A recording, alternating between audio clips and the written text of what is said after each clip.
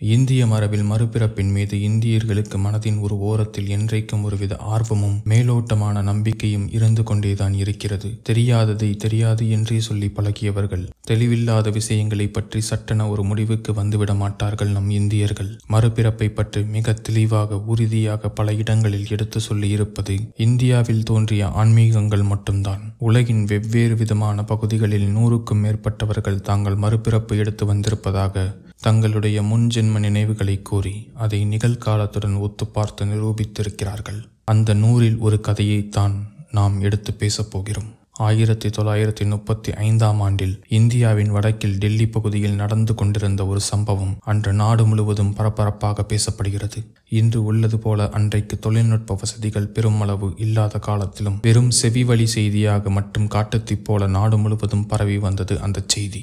சில பிரபல பத்திரிகைகளில் அந்த செய்தி தலைப்புச் செய்தியாக வந்தது. இப்படி பரவிக்கொண்டிருந்த அந்த செய்தி நாட்டுப் பணிகளில் தீவிரமாக இருந்த மகாத்மா காந்தியின் செவிக்கும் வந்தடைந்தது.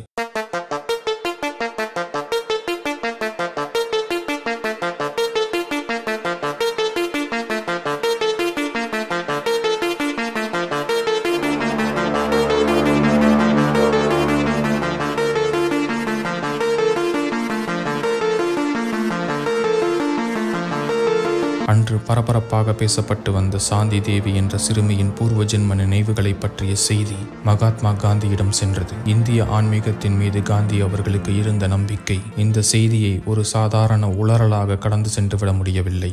காந்தி அந்த சிறுமி மற்றும் அவர்களது பெற்றோர்களை தன்னிடம் அழைத்து வருமாறு கூறினார். தன் மகள் சாந்தி தேவியின் விஷயத்தில் பெரும் மன உளைச்சலில் இருந்த சாந்தி தேவியின் பெற்றோர்கள் காந்தியடிகள் மூலம் ஏதாவது ஒரு தீர்வு கிடைக்கும் என்ற நம்பிக்கையில் அவரை காணச் சென்றனர். பொறுமையாக அவர்களை வரவேற்ற காந்தி பிறகு விவரமாக நடந்ததை கூறுங்கள் என்றார். எங்கள் ஊர் டெல்லி. இவள் எங்கள் மகள் சாந்தி தேவி. இவளுக்கு வயது 9 ஆகிறது. டிசம்பர் 11, 1926ஆம் ஆண்டில் பிறந்தாள் என்று சாந்தி தேவியின் தந்தை பேச ஆரம்பித்தார். சாந்தி தேவி பிறந்ததில் இருந்தே அவளின் செயல்கள் மற்ற குழந்தைகளைப் போல சாதாரணமாக இல்லை. மிகவும் மெச்சூராக நடந்து கொண்டாள். ஆனால் பிறந்ததில் இருந்தே 4 வயது வரை பேச ஆரம்பிக்காமலேயே இருந்தது அவளின் பெற்றோர்களுக்கு கவலையை அளித்தது. ஒரு நாள் சாந்தி தேவி பேச ஆரம்பித்தாள். அவளின் குரல் கேட்ட பெற்றோர்கள் மகிழ்ச்சி அடைந்தனர். பிறகு அவளின் வார்த்தைகள் அவர்களுக்கு மனக்குழப்பம் அடையச் செய்தது. ஏன்? தன்னுடைய பெயர் லுக்டி தேவி. தனக்கு ஏற்கனவே திருமணம் ஆகி ஒரு குழந்தை ஒன்று உள்ளது. அந்த குழந்தை பிறந்து 10 நாளில் நான் இறந்துவிட்டேன். என்னுடைய பெற்றோர்கள், கணவர், குழந்தை எல்லோரும் மதுராவில் உள்ளனர் என சாந்தி தேவி சொல்ல ஆரம்பித்ததும் அதை கேட்ட அவளது பெற்றோர்கள் கலக்கமடைந்தனர்.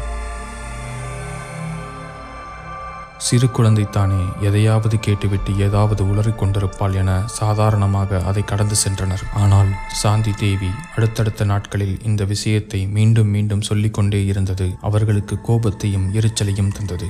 ஒரு நாள் சாந்தி தேவி தன்னுடைய 6 வயதில் டெல்லியில் இருந்து 145 கிலோமீட்டர் தொலைவுள்ள மதுராவிற்கு செல்ல எண்ணி வீட்டை விட்டு வெளியேறுகிறாள். ஆனால் எப்படி செல்வது, எங்கு ட்ரெயின் ஏறுவது போன்ற விவரம் அறியாத குழந்தை என்பதால் டெல்லி பகுதியில் சுற்றித் திரிகிறாள். பிறகு அவளது பெற்றோர் அவளை கண்டுபிடித்து வீட்டிற்கு அழைத்து செல்கிறார்கள். நாட்கள் செல்கிறது. அதே விஷயத்தை மீண்டும் மீண்டும் தன் பெற்றோரிடம் சொல்லி வந்தாள். இம்முறை தனக்கு ஏற்கனவே திருமணமாகிவிட்டது. தனக்கு ஒரு குழந்தை இருக்கிறது. அந்த குழந்தை பிறந்த 10வது நாளில் நான் இறந்து விட்டேன். தன்னுடைய கணவர், பெற்றோர்கள், குழந்தை மதுராவில் இருக்கிறார்கள். என்னுடைய கணவர் ஒரு துணிக்கடையும் மளிகை கடையும் நடத்தி வரும் ஒரு வணிகர்.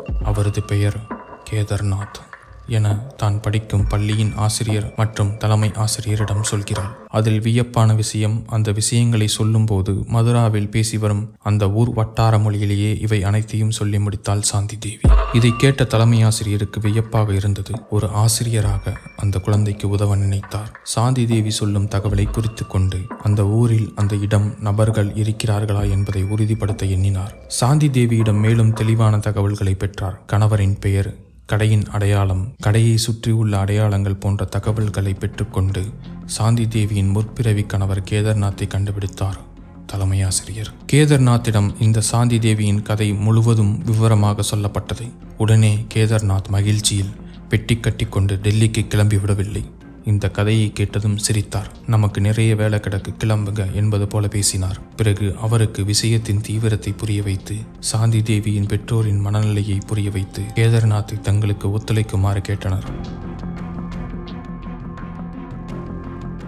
பிறகு வந்திருப்பவர் கேதார்நாத்தின் உடன் பிறந்த சகோதரர் என சொல்லி கேதார்நாத்தையே சாந்தி தேவியின் முன்பு கொண்டு சென்று நிற்க வைத்தனர். சாந்தி தேவி பெரிதாக அலட்டிக் கொள்ளாமல், விளையாட்டு போதும், என் கணவர் யார் என்று எனக்கு நன்றாக அடையாளம் தெரியும் என வெட்கப்பட்டு கொண்டே கேதார்நாத்திடம் சொல்ல அங்கிருப்பவர்களுக்கு தூக்கி வாரி போட்டது. பிறகு சாந்தி தேவியிடம் கேதார்நாத் தங்களது இல்லற வாழ்க்கையை பற்றி நிறைய கேள்விகளை கேட்டார். அனைத்திற்கும் சரியான தகவலை தந்த சாந்தி தேவி தங்கள் இருவருக்குள் மட்டும் நடந்த சில உரையாடல்கள், நிகழ்வுகளை பற்றி கூட தெளிவாக விளக்கினாள் சாந்தி தேவி. மிரட்சியில் இருந்த கேதார்நாத்திற்கு சாந்தி தேவியின் மேல் நம்பிக்கை வந்தது. பள்ளி ஆசிரியர்கள் பெற்றோரிடம் இவள் என்னுடைய இறந்து போன மனைவி லுக்டி தேவியாக இருப்பதற்கு நிறைய வாய்ப்பு இருப்பதாக தெரிவித்தார். இந்த விஷயங்கள் முழுவதையும் மகாத்மா காந்தியிடம் சொல்லி முடித்தார் சாந்தி தேவியின் அப்பா. இதை பொறுமையாக கேட்டு முடித்த காந்திஜி தன்னிடம் உள்ள தொண்டர்களில் சயின்டிஸ்டுகள், டாக்டர்கள் போன்ற சிலரை கொண்டு இதற்காக ஒரு விசாரணை கமிஷன் ஒன்றை அமைத்தார். அந்த கமிஷன் உண்மையை கண்டறியும் வேளையில் இறங்கியது. அந்த குழு சாந்தி தேவியை அழைத்து கொண்டு மதுராவிற்கு சென்றது. அப்போது சாந்தி தேவிக்கு 9 வயது. ஏற்கனவே சாந்தி தேவியின் பூர்வ ஜென்ம கதை காட்டுத்தீ போல பரவி இருந்ததால் அவளை காண மதுராவில் பலர் காத்திருந்தனர். மதுராவிற்கு சென்றதும் நீயே தான் உன்னுடைய வீடு, உன் கணவர் வீட்டிற்கு அழைத்து செல்ல வேண்டும் என அந்த கமிஷன் குழுவினர் சாந்தி தேவியிடம் கூறினர். ஓ, தாராளமாக, எல்லாமே எனக்கு நல்லா ஞாபகம் இருக்கு என கூறினாள் சாந்தி தேவி.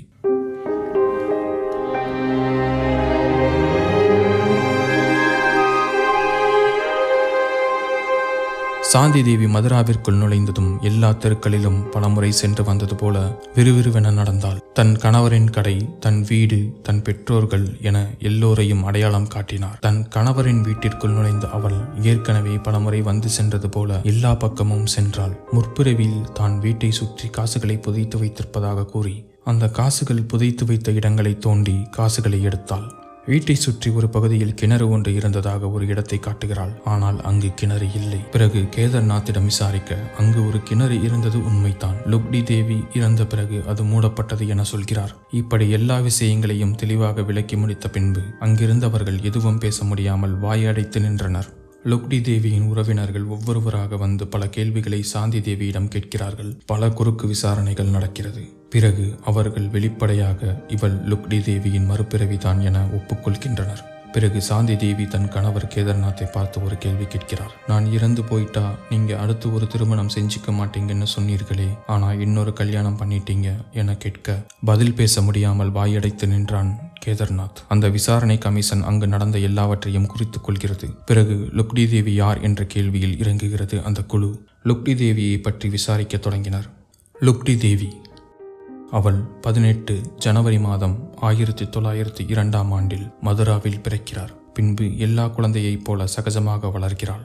பகவான் ஸ்ரீ கிருஷ்ணரின் மேல் ஆழமான பக்தியில் இருந்தால் அந்த குழந்தை. அவளின் 10 வயதில் அவளின் பெற்றோர்கள் அவளுக்கு திருமண ஏற்பாடு செய்கிறார்கள். அந்த ஊரில் கடை வைத்து நடத்தும் கேதார்நாத் லுக்டி தேவியை திருமணம் செய்து கொள்ள விருப்பம் தெரிவிக்கிறான். இந்த கேதார்நாத்திற்கு ஏற்கனவே திருமணமாகி அவனது மனைவி இறந்து போய்விடுகிறார். அதனால் லுக்டி தேவியை திருமணம் செய்ய முன் வருகிறான். திருமணம் முடிந்து ஒரு சாதாரணமான வாழ்க்கையை வாழ்ந்து கொண்டு வருகிறார் அச்சிறுமி. 1924 லுக்டி தேவியின் 22வது வயதில் ஒரு விபத்தை சந்திக்கிறாள். அந்த விபத்தில் அவளின் 2 கால்களும் செயல் இழந்து போகிறது. பிறகு 1925 லுக்டி தேவி கர்ப்பமாகிறார். 1925 செப்டம்பர் மாத இறுதியில் அவளுக்கு ஒரு ஆண் குழந்தையும் பிறக்கிறது. குழந்தை பிறந்த பிறகு அவளின் உடல்நிலை மோசமாகிறது. ஏற்கனவே 2 கால்களும் செயல் இழந்த நிலையில் அன்றைய காலகட்டத்தில் பெரிய அளவில் மருத்துவ சிகிச்சை வசதிகள் இல்லாததாலும் லுக்டி தேவியை காப்பாற்ற முடியாமல் போகிறது.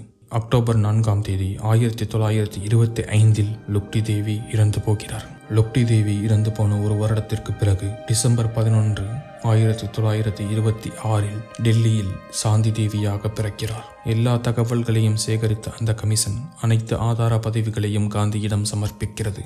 1936 வெளியிடப்பட்ட ஆணையத்தின் அறிக்கை சாந்தி தேவி உண்மையில் லுக்டி தேவியின் மறு அவதாரம் என்று முடிவு செய்தது.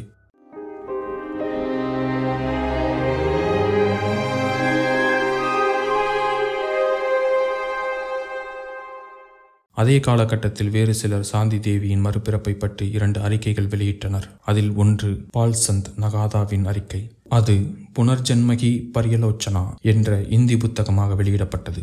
அதில் எங்கள் முன் வந்துள்ள விஷயங்கள் எதுவாக இருந்தாலும் சாந்தி தேவிக்கு முந்தைய வாழ்க்கை நினைவுகள் இருப்பதாகவோ அல்லது இந்த வழக்கு மறுபிறவியை நிரூபிப்பதாகவோ முடிவு செய்ய எங்களுக்கு உத்தரவாதம் இல்லை என்று கூறினார். ஸ்வீடன் நாட்டு எழுத்தாளரும் விமர்சகருமான ஸ்டூர் லோனஸ்டாண்ட் சாந்தி தேவியின் கூற்றுகளை பற்றி கேள்விப்பட்ட போது அவர் ஸ்வீடனில் இருந்து இந்தியாவுக்கு சென்று வழக்கை போலி என்று அம்பலப்படுத்தினார். பிறகு ஒரு விரிவான விசாரணைக்கு பின் சாந்தி தேவியின் மறுபிறவி வழக்கு முழுமையாக விளக்கப்பட்டு நிரூபிக்கப்பட்ட மறுபிறவி என்று அவரே முடிவு செய்தார். சாந்தி தேவி இறுதி வரை திருமணம் செய்து கொள்ளவில்லை.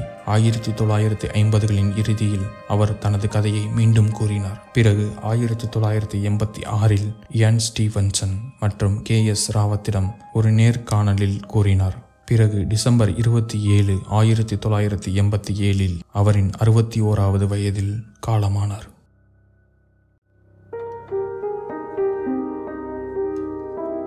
இயான் ஸ்டீவன்சன் மற்றும் KS ராவத்தின் நேர்காணலில் அவர் லுக்டி தேவி இருந்தபோது தனக்கு நேர்ந்த மரண அனுபவங்களையும் கூறினார். Near death experience.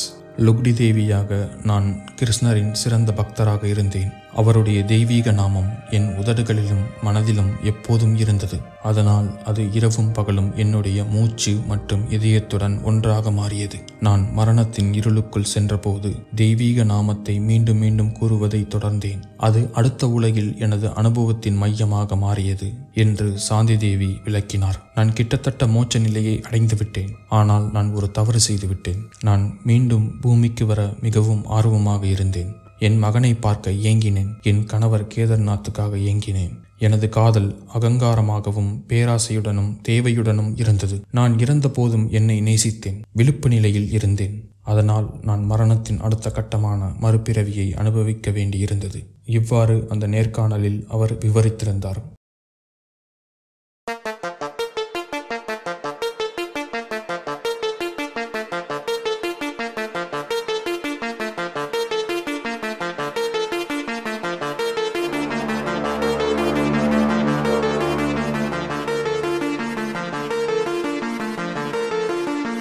உங்களுக்கு இந்த வீடியோ இன்ட்ரெஸ்டிங்காக இருந்திருக்கும் அப்படின்னு நான் நம்புகிறேன்.